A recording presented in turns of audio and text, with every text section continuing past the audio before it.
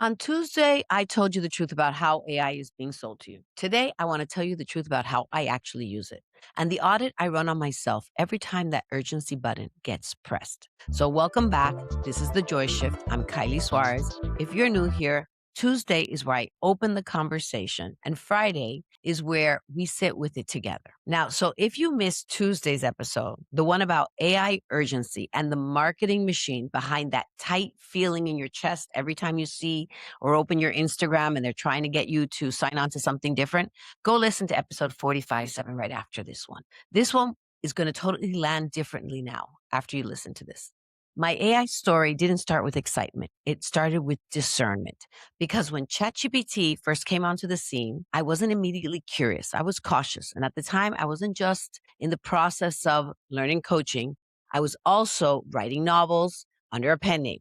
And if you are anywhere near the author world, when AI first exploded, you know how intense those conversations were. There was fear, backlash, questions about originality, ethics, trust, authorship. And to be honest with you, it's still going on today. Writers were being scrutinized and they're still being scrutinized today. Readers were asking hard questions and they still do. And I was watching all of it happen in real time. So before I ever opened the tool, I got really clear about something.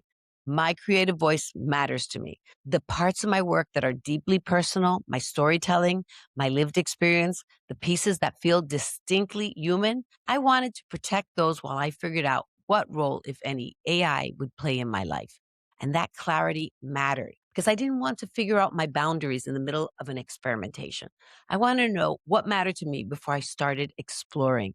And I think this is the part people skip. We're told to jump in, move fast, figure it out as we go. But if you don't know what you value before you touch the tool, everything feels confusing.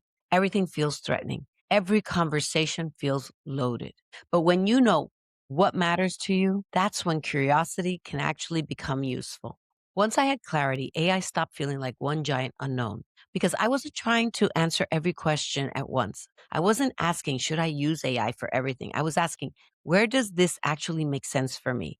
And that changed everything because once I stopped thinking in extremes, I could actually see what the tool was useful for. The work around the work, the admin, the systems, the repetitive things that drained time but didn't require my heart, the emails I kept putting off, the workflow bottlenecks, the thinking out loud moments when no one was around to think with me.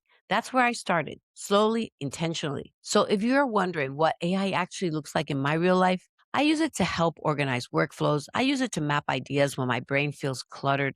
I use it to draft rough starting points for things I'd otherwise procrastinate for days. I use it to ask questions I might hesitate to ask another person because I don't want to waste someone else's time or feel embarrassed asking something basic.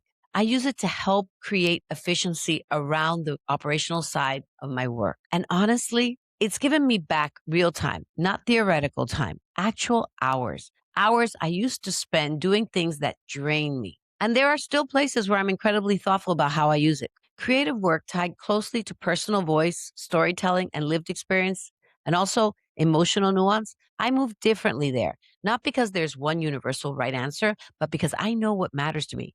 And I think that's the real conversation nobody's having because so many women aren't actually struggling with AI itself. They're struggling because no one told them they're allowed to decide where the line is. Instead, the message is use it for everything, automate everything, scale faster, move now, don't get left behind. And when you hear that enough, you stop asking what actually makes sense for you. That's the trap. The real question isn't, should I use AI? The real question is, what matters enough to me that I want to be intentional about how I use any tool? That question changes everything. Because a tool you choose thoughtfully feels very different from a tool you ran toward because someone convinced you panic was strategy. One creates support, the other creates dependency, and those are not the same thing. On Tuesday, I told you I'd give you the permission audit I use anytime urgency starts making decisions for me. This works for AI, but honestly, it works for almost anything. A business course, a major purchase, a career pivot, a renovation, a relationship decision, anything where urgency is suddenly in the room. And there are 4 questions. Save these. Bookmark the episode. Come back when the tightness hits.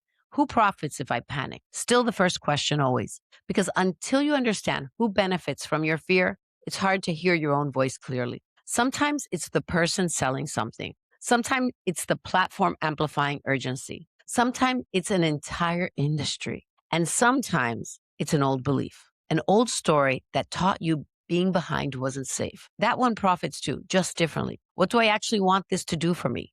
Not what someone says it could do, not what would make you look ahead, not what sounds impressive. What problem in your actual life do you want solved? If you can't answer that simply, you're probably reacting, not choosing. Whose voice is in my head right now? Be honest here. Is it yours? Or is it someone online telling you all the ways you're supposedly behind? Because should is rarely your voice. Want usually is. That distinction matters. If urgency wasn't in the room, would I still want this? This is the question that breaks the spell. Take away the countdown, take away the pressure, take away the comparison, take away the fear of missing out, and ask, would I still want this? If yes, that's useful information. If no, that's useful too. The goal isn't forcing a yes. The goal is making sure the answer belongs to you. Run this audit anywhere urgency starts driving.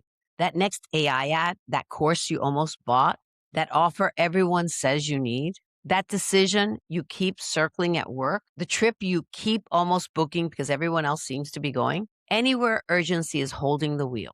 Because here's what I've learned.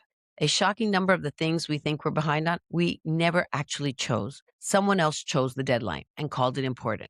The audit helps you separate real desire from manufactured urgency. So here's what I want you to leave with this week. You don't have to fear AI, and you don't have to embrace every new tool just because it's trending.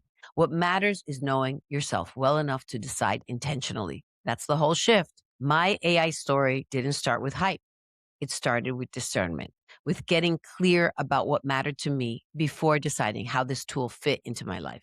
And that clarity made curiosity possible. Before the next trend, the next expert, even before the next woman with a camera telling you you're behind. Decide what matters to you, then choose from there. That's the shift. If something from this week is sitting with you, that question of what you're protecting, what you're ready for, what needs to change, this invitation is for you. I've opened 3 private sessions this month for the woman who looks successful on paper, but knows something deeper is shifting. The link is in the show notes. I'm Kiley Suarez. This is The Joy Shift. This is also episode 46. Tuesday, I open the conversation again. Fridays, we sit with it. I'll see you back here.